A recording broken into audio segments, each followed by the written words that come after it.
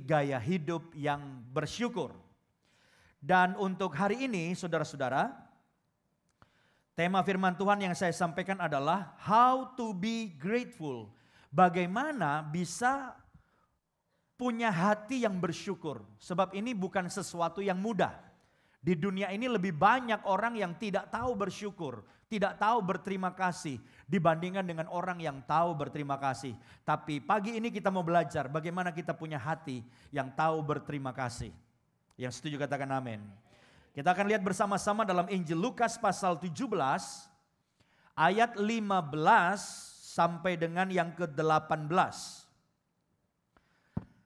Lukas pasal 17 ayat 15 sampai dengan yang ke-18.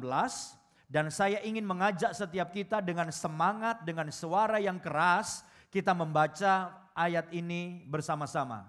Apakah semua siap? Mari kita baca sama-sama. 1, 2, 3.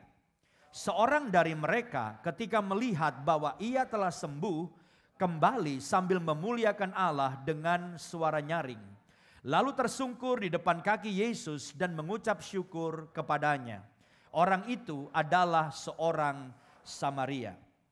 Lalu Yesus berkata, bukankah ke-10 orang tadi semuanya telah menjadi tahir? Di manakah yang 9 orang itu? Tidak adakah di antara mereka yang kembali untuk memuliakan Allah selain daripada orang asing ini? Ya, berhenti sampai di sini. Saudara-saudara, saya rasa bagi kita semua cerita 10 orang yang sakit kusta disembuhkan oleh Tuhan Yesus bukanlah sebuah cerita baru. Semua kita mungkin pernah membacanya. Tetapi hari ini saya ingin sekali lagi kita merenungkan. Bagaimana ketika Yesus lewat di satu daerah yang dekat dengan daerah orang sakit kusta. Itu menjadi kesempatan yang sangat besar, kesempatan yang langka bagi orang yang sakit kusta untuk meminta pertolongan Yesus. Saudara perlu tahu bahwa pada zaman itu orang yang sakit kusta tidak bisa berkeliaran seperti orang yang sehat. Orang yang sakit kusta tidak bisa tinggal bersama dengan keluarganya. Orang yang sakit kusta tidak bisa tinggal di antara masyarakat. Orang yang sakit kusta dianggap penyakit yang kena kutuk oleh Tuhan. Dianggap penyakit yang berbahaya dan harus diasingkan dan diisolasi. Mereka tidak boleh keluar dari daerah itu.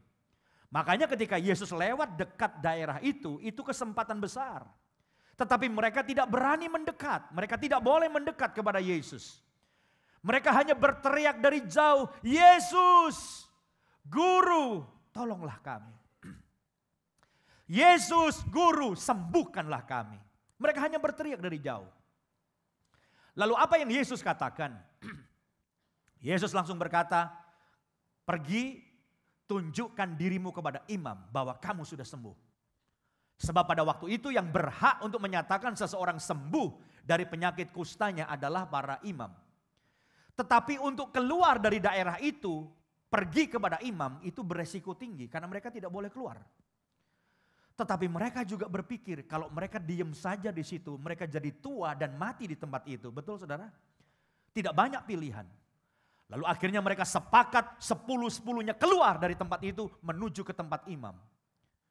Dan inilah yang saya sebut sebuah langkah iman. Karena di tengah jalan saudaraku, mereka tiba-tiba menyadari di tengah jalan, kamu udah sembuh. Yang satu bilang kaki kamu udah sembuh. Yang satu lagi berkata tangan kamu udah sembuh. Mereka semua kaget. Di tengah jalan mereka mengalami mujizat kesembuhan. Saya ingin berkata kepada saudara, berdoa saja seringkali tidak cukup. Kita mungkin sudah lama berdoa. Tapi bagaimana kita mengalami mujizat dalam hidup kita. Mengalami kuasa dan pertolongan Tuhan dalam hidup kita. Kalau kita mau melangkah dengan iman. Seperti 10 orang sakit kusta dan mujizat terjadi. Keluarlah dari kondisi saudara. Berdoa dan melangkahlah dengan iman dan terimalah mujizat pagi ini. Nah lalu yang ini menjadi fokus kita adalah orang-orang kusta yang sudah sembuh itu begitu bersuka cita saudara. Mereka langsung pada pulang. Mereka sudah kangen kepada keluarganya. Sudah lama tidak ketemu istri atau anaknya. Mereka semua pulang. Hanya satu orang saja yang bersyukur dan mau terima kasih balik kepada Yesus. Saya tahu dia juga kangen, tapi rasa syukurnya itu, rasa terima kasih yang besar mengalahkan semuanya. Dia kembali pada Yesus dan tersungkur di bawah kaki Yesus dan berkata, Tuhan Yesus, terima kasih karena Engkau telah menyembuhkan sakit kustaku. Lalu Yesus bilang apa? Mana yang lain? Berapa yang sembuh tadi saudara? 10 yang sembuh, yang balik terima kasih berapa orang? Cuma 1. Yesus bilang mana yang lain? Makanya saya katakan itu kita melihat prosentasenya begitu kecil. Ya, kalau 10, 1 yang balik, hanya 10% dari orang yang ditolong Yesus yang kembali menjumpai Yesus untuk mengucap syukur. Begitu sedikit. Tetapi dengar baik-baik saudaraku, bagi orang yang tahu berterima kasih, tahu bersyukur kepada Tuhan, ada berkat double porsi. Kepada satu orang yang kembali, Yesus berkata, imanmu menyelamatkan engkau. Jadi orang ini dapat tambahan, double porsi. Yang pertama dia sembuh, yang kedua dia mengalami apa? Keselamatan. Tapi yang lain hanya sembuh tapi nggak menerima berkat yang kedua. Berapa banyak saudara percaya kalau saudara bersyukur kepada Tuhan, menjadi umat yang tahu berterima kasih, berkat dalam hidup saudara akan dilipat gandakan. Berapa banyak saudara percaya? Haleluya, haleluya. Itu sebabnya semua kita mau jadi umat yang bersyukur pada Tuhan. Supaya pagi ini kita menerima berkat double porsi dari Tuhan. Yang percaya berikan kemuliaan bagi Tuhan. Haleluya. Nah sekarang yang kita mau belajar pagi ini adalah bagaimana caranya kita menjadi orang yang tahu berterima kasih. Bagaimana caranya kita punya hati yang penuh dengan ucapan syukur dan berterima kasih. Nah pagi ini kita mau belajar ada 3 resepnya. Ya, yang kita mau belajar supaya kita semua pulang punya hati, gaya hidup yang bersyukur dan semuanya diberkati dengan berkat double porsi. Yang pertama, resep yang pertama saudaraku, miliki hati yang merasa puas atau cukup. Orang yang bisa bersyukur adalah orang yang hatinya merasa puas. Saya tidak tahu saudara setuju apa enggak? Halo, saudara setuju enggak? Orang yang bisa bersyukur adalah orang yang merasa puas. Setuju? Kalau saudara merasa enggak puas, saudara enggak merasa cukup, saya rasa sulit kita untuk menjadi orang yang punya hati bersyukur. Coba kita lihat saudaraku Amsal 30 ayat 15. Kesulitannya adalah orang-orang di dunia ini termasuk orang di Jakarta rata-rata tidak pernah puas. Itu persoalannya. Saya akan bacakan Amsal 30 ayat 15 dan 16. Si lintah mempunyai 2 anak perempuan. Saudara jangan tanya kok bisa lintah punya 2 anak perempuan. Ini cuma ilustrasi. Ya. Si lintah mempunyai 2 anak perempuan untukku dan untukku. Ada 3 hal yang tak akan kenyang. Ada 4 hal yang tak pernah berkata cukup. Dunia orang mati dan rahim yang mandul. Dan bumi yang tidak pernah puas dengan air. Dan api yang tidak pernah berkata cukup. Ini khotbah tersendiri. Tapi saya ingin fokus kepada si lintah. Si lintah itu menggambarkan apa saudaraku? Si lintah menggambarkan orang yang tidak pernah puas. Makanya dikatakan dia punya 2 anak dan selalu berkata untukku dan untukku. Lintah itu walaupun sudah nyedot banyak, dapat berkat banyak, tetap merasa kurang untukku dan untukku. Nah ini menggambarkan manusia di dunia rata-rata tidak pernah puas. Selalu kurang dan kurang dan kurang. Pengkhotbah pasal 5 ayat 10 berkata, siapa mencintai uang tidak akan puas dengan uang. Dan siapa mencintai kekayaan tidak akan puas dengan penghasilannya.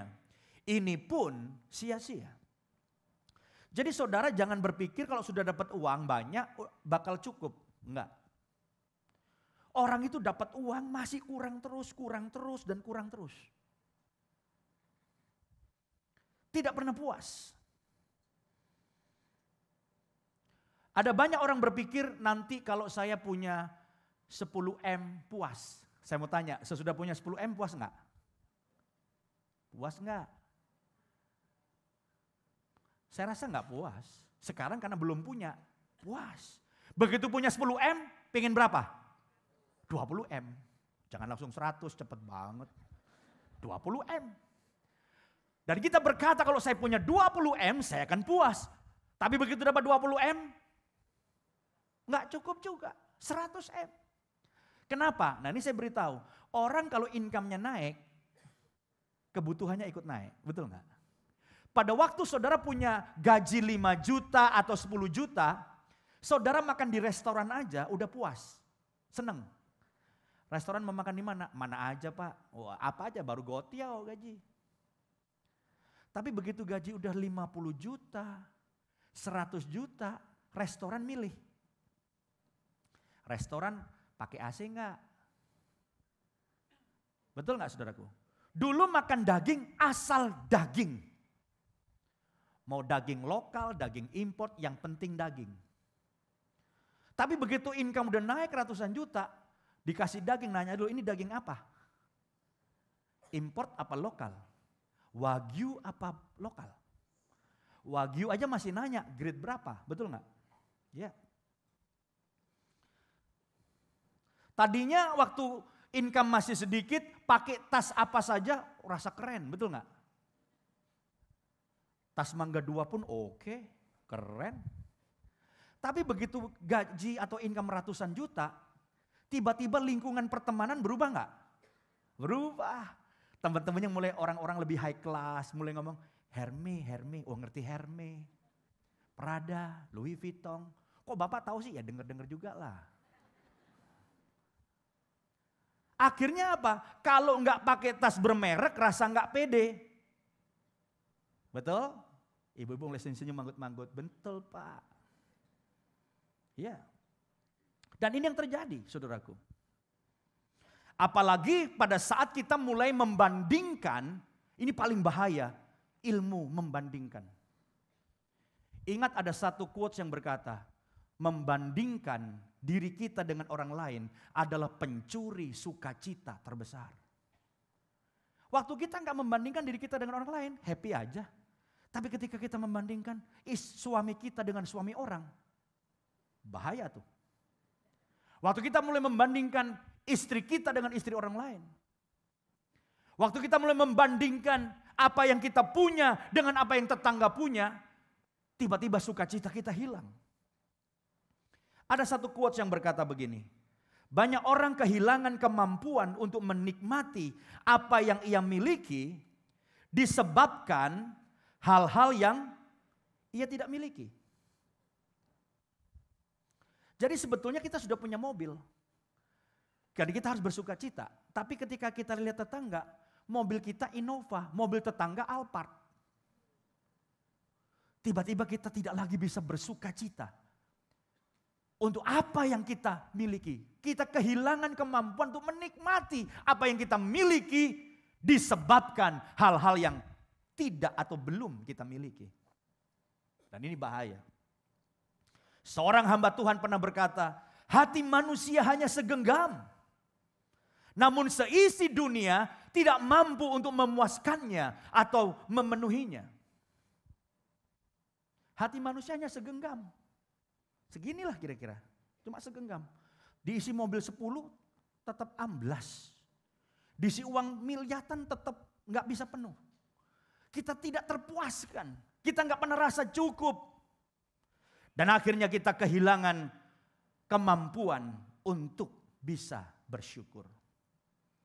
Seringkali kita tidak menyadari bahwa begitu banyaknya berkat-berkat kekayaan yang sudah kita miliki. Kita perlu diingatkan lewat sebuah peristiwa, kehilangan misalnya. Kondisi kehilangan atau satu kondisi yang tertentu membuat kita baru sadar bahwa sebenarnya ada banyak yang bisa kita syukuri. Joni Mitchell dalam lagunya yang berjudul Big Yellow Taxi. Saya ingin mengutip salah satu kata-kata dari lagu tersebut yang bagus. Dia berkata begini, "You don't know what you have got till it's gone." Kamu nggak tahu apa yang sudah kamu dapatkan. Kamu nggak pernah tahu apa yang sudah kamu raih. Sampai hal itu pergi. Sampai hal itu diambil daripadamu. Sampai hal itu hilang. Saya banyak mendengar ketika suami istri udah ribut dan bercerai. Baru 3 bulan istrinya bilang apa? Udah cerai. Setelah saya renung-renungkan, ternyata suami saya cukup baik loh. Telat.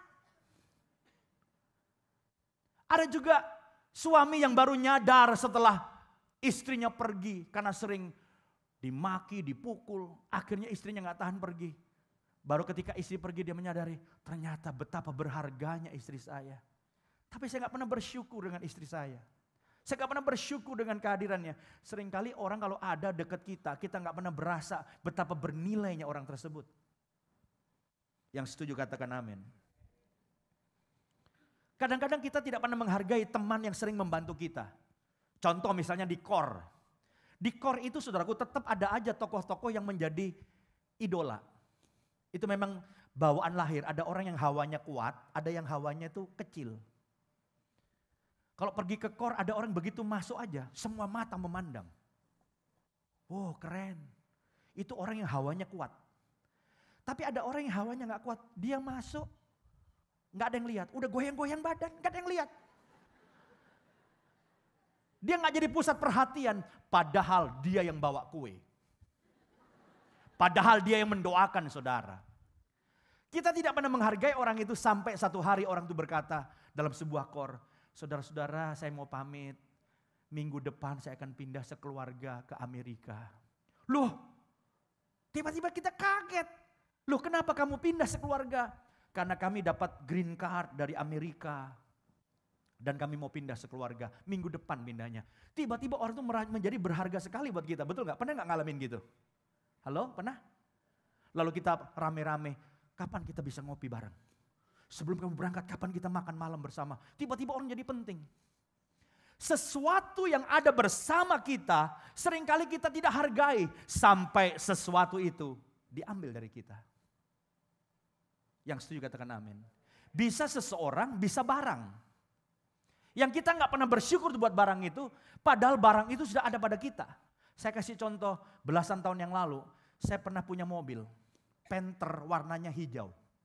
Kalau saudara kenal saya udah belasan tahun, saudara kan pernah tahu, saya pernah punya Panther warna hijau, itu mobil dikasih orang. Dan saya kurang bersyukur buat keberadaan mobil itu, karena apa saudaraku? Karena mobil itu seringkali saya naikin, tapi seringkali juga mobil itu naikin saya. Karena mogok dan saya mesti dorong. Sampai satu hari karena satu dan lain hal, saya harus menjual mobil itu. Saya tawarkan, saya iklankan dan akhirnya singkat cerita mobil itu laku dengan harga tertentu. Dan uangnya dibayar, ditransfer pada saya dan orangnya telepon saya dan bilang, "Pak, tolong mobilnya disiapin ya, besok pagi saya ambil." Saudara tahu malamnya, tiba-tiba saya merasa takut kehilangan mobil itu. Saya bisa nongkrong, saya liatin Panther hijau tuh. Dan saya berkata, aku tidak akan melihat mobil Panther hijau lagi. Karena besok akan diambil. Ini mobil yang telah menemani saya bertahun-tahun. Saya pergi pelayanan pakai mobil itu. Tiba-tiba sesuatu yang tadinya gak bernilai buat saya. Ketika mau diambil dari saya, menjadi begitu bernilai. Nah kenapa saya katakan ini? Saya ingin beritahu pada saudara bahwa dalam hidup kita ada begitu banyak barang-barang dan orang-orang yang begitu bernilai yang harus kita syukuri. Tapi kita tidak pernah syukuri sampai itu hilang dari kita. Atau satu kondisi kita terjerembab. Pada saat kita terjerembab atau kita mengalami kebangkrutan atau kita mengalami kegagalan atau kita mengalami kejatuhan. Tiba-tiba waktu kita terjerembab di bawah, kita menoleh. Ternyata hidup kita tadinya udah cukup tinggi. Kita tidak pernah nyadari posisi yang begitu hebatnya itu. Dan itu dikatakan oleh The Passenger dalam sebuah lagunya. Dan dalam lagunya dikatakan begini. Only know you have been high when you are feeling low. Kamu ketika berada di bawah, kamu baru menyadari bahwa betapa tingginya posisi kita tadinya. Betapa bernilainya posisi kita. Ini yang selalu saya tekankan, kenapa saya ambil kata-kata ini. Kadang-kadang Tuhan mengingatkan saya di tengah saya capek khotbah. Hari ini saya harus khotbah 6 kali, sampai nanti jam 9 malam. Dimulai tadi pagi. Kadang-kadang ketika kita sering berkhotbah, kita anggap khotbah ini menjadi sesuatu yang melelahkan. Tapi Tuhan ingatkan, ingat loh. Orang yang gak bisa khotbah sekarang, melihat posisi kamu. Mereka menginginkan posisi kamu. Pada saat kamu dalam posisi berkhotbah dan orang dengar kamu. Kenapa orang mau dengar kamu? Bukan karena kamu hebat Yosia. Kira-kira kata Tuhan seperti itu. Tapi karena engkau berbicara tentang firman-Ku. Karena di atas hidupmu ada urapan-Ku. Orang mau dengar. Tapi kadang-kadang kita tidak menyadari betapa berharganya dan bernilainya posisi kita sekarang sampai kita terjerembab. Nah, saya mengatakan ini maksud saya adalah kita tidak perlu menunggu ada sebuah kegagalan baru kita sadar betapa hebatnya posisi kita dan berkat Tuhan luar biasa. Kita tidak perlu kehilangan entah orang, entah barang baru kita sadar betapa Tuhan memberkati kita dengan banyak hal. Tapi saya ingin setiap kita berkata, terima kasih Tuhan. Aku punya cita-cita yang lebih besar. Tapi hari ini untuk semua berkat Tuhan dan posisi yang ada padaku. Aku merasa puas dan aku merasa cukup. Dan aku mau bersyukur kepada Tuhan. Dan orang seperti itu adalah orang yang bisa punya hati. Yang selalu berterima kasih dan bersyukur kepada Tuhan. Yang setuju katakan amin. Dan berikan kemuliaan bagi Tuhan. Haleluya. Hal yang kedua yang perlu kita miliki supaya kita punya hati yang berterima kasih dan bersyukur. Fokuskan pikiran pada hal yang positif. Fokuskan pikiran pada hal yang positif. Saudara, kita tidak perlu bicara tentang iman. Kita tidak perlu bicara tentang firman Tuhan. Saya percaya saudara semua setuju. Bahwa dalam semua peristiwa ada sisi positifnya, ada sisi negatifnya. Setuju nggak? Secara alamiah, peristiwa apapun di dunia ini pasti ada negatifnya, ada positifnya. Ada baiknya, ada buruknya. Dan firman Tuhan berkata di dalam 2 Korintus pasal 8 ayat 21. Saya akan bacakan. Karena kami memikirkan yang baik. Saya ulang lagi, karena kami memikirkan yang baik, bukan hanya di hadapan Tuhan, tetapi juga di hadapan manusia. Jadi saudara-saudara, Tuhan ingin kita selalu memikirkan yang baik, yang positif. Karena selalu dalam hidup, selalu dalam setiap peristiwa, ada posisi positifnya, ada sisi negatifnya. Sama seperti saya kasih contoh botol ini. Saya barusan tadi minum. Saudara melihat. Kalau orang positif, saudara bisa lihat botol ini. Sengaja tidak ada mereknya. Karena kita belum dibayar. Kalau orang positif bilangnya apa? Botol ini isi separuh. Karena orang positif melihat isinya. Tapi orang yang melihat sisi negatif berkata botol ini apa? Kosong separuh. Jadi tergantung saudara melihat dari sisi mana. Dalam acara doa puasa DPP minggu lalu saya bilang begini. Orang bahagia dan orang tidak bahagia sebetulnya pengalaman hidupnya nyaris sama. Saya ulangi ya. Orang bahagia dan orang tidak bahagia pada dasarnya pengalaman hidupnya nyaris sama. Ini menurut penelitian loh. Jadi kalau saudara berpikir orang yang bahagia itu hidupnya itu senang terus, sukses terus, berhasil terus, makanya dia bahagia. Orang yang gak bahagia itu orang yang gagal, banyak masalah, makanya dia gak bahagia. Itu totally wrong. Salah. Penelitian membuktikan orang bahagia dan orang nggak bahagia, pengalaman hidupnya hampir sama. Nah sekarang pertanyaannya, kenapa pengalamannya hampir sama tapi yang satu bahagia, yang satu nggak bahagia? Saya jawab, itu dari perspektifnya. Kalau saudara melihat segala sesuatunya itu negatif, pasti nggak bahagia. Tapi kalau saudara melihat segala sesuatunya itu ada sisi positifnya, pasti saudara bisa bahagia. Itu perbedaannya. Jadi kalau saudara berpikir, saya baru bahagia kalau nggak ada masalah. Dan kayaknya mulai tahun depan nih. Terakhir masalah November saya beres, udah pengadilan selesai, inkrah. Desember semua masalah beres. Januari, wah saya bahagia. Saya mau pastikan, saya nggak nyumpain, Januari ada masalah baru. Betul nggak saudara? Halo? Yes. Kapan Anda nggak punya masalah? Waktu kita masuk kubur. Hidup ini ada masalah. Tapi bagaimana kita bahagia? Perspektif kita. Kalau kita perspektifnya negatif pasti nggak bahagia. Kalau perspektifnya positif pasti bahagia. Manusia itu cuma dua golongan. Jemaat cuma dua golongan. Saudara di sini semua cuma dua golongan sebetulnya. Golongan positif sama golongan negatif. Jemaat yang negatif begitu masuk gereja, karpetnya kotor nih. Begitu duduk kurang empuk. Lihat ke depan, pendetanya gendut. Gitu. Jadi yang dilihat tuh yang jelek-jelek aja. Kenapa? Negatif. Kalau negatif itu kebanyakan komplain. Kenapa ada banyak orang hobinya komplain aja? Kenapa? Karena dia lihat negatif. Tapi ada orang yang masuk gereja ini dari tadi. Ini gereja luar biasa. LED-nya bagus. Karpetnya sama langit-langitnya bagus. Sama lagi ini. Koordinatornya keren. Saya puji dia, terakhir saya puji saya gitu. Koordinatornya keren. Pendetanya, tadi kan gendut, pendetanya seger. Dia pulang bilang gendut, seger. Asirnya keren-keren. Jadi kalau orang positif, ngelihat itu yang positif.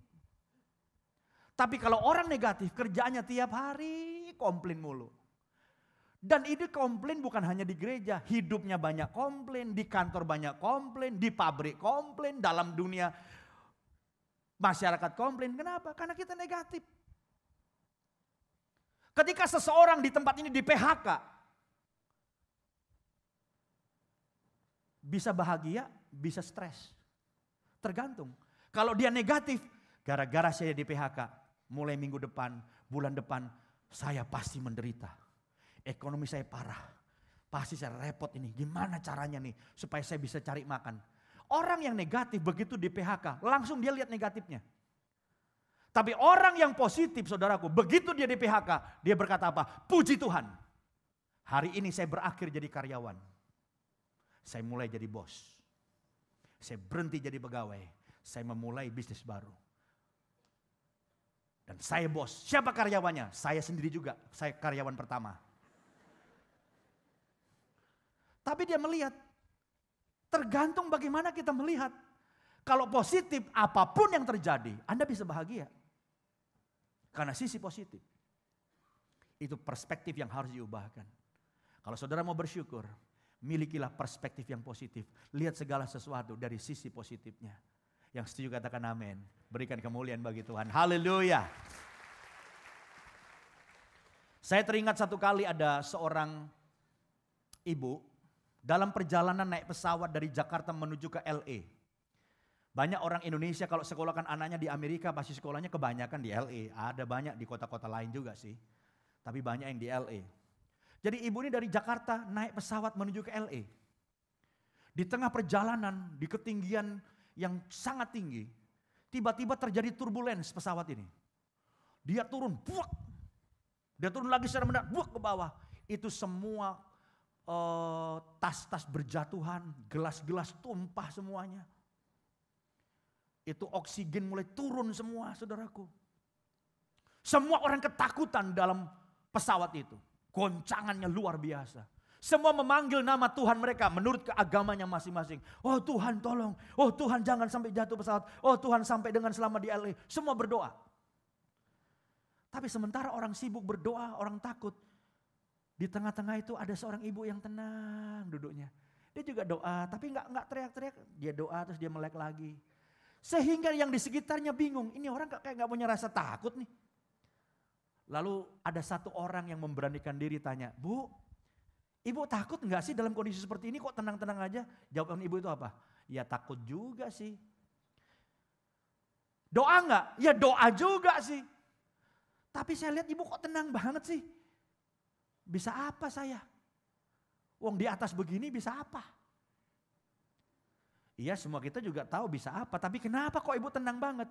Oh begini, saya ini kan menuju ke LA mau nengok anak sulung saya. Jadi saya doa Tuhan tolong pesawat ini supaya tiba dengan selamat di LA. Kalau Tuhan mengizinkan pesawat ini landing di LA, saya ketemu anak sulung saya di LA. Tapi kalau Tuhan izinkan pesawat ini jatuh, tahun lalu anak bungsu saya meninggal. Sekarang ada di sorga. Kalau pesawat ini jatuh, saya ketemu anak bungsu saya di sorga. Jadi mana-mana baik katanya. Mau ketemu anak sulung baik, ketemu anak bungsu baik katanya. Haleluya. Saya tidak bermaksud supaya saudara berada dalam pesawat itu. Tapi yang saya katakan waktu saya baca, wah ini hebat nih ibu. Saudara lihat semuanya dari sisi positif.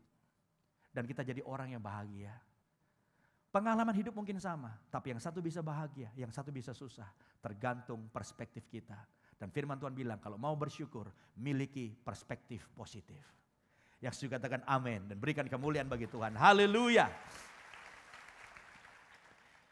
Yang ketiga, yang terakhir, bagaimana kita punya hati yang bersyukur, percaya akan kebaikan Tuhan di balik semua peristiwa. Nah, yang ketiga ini dibutuhkan iman. Makanya disebut percaya.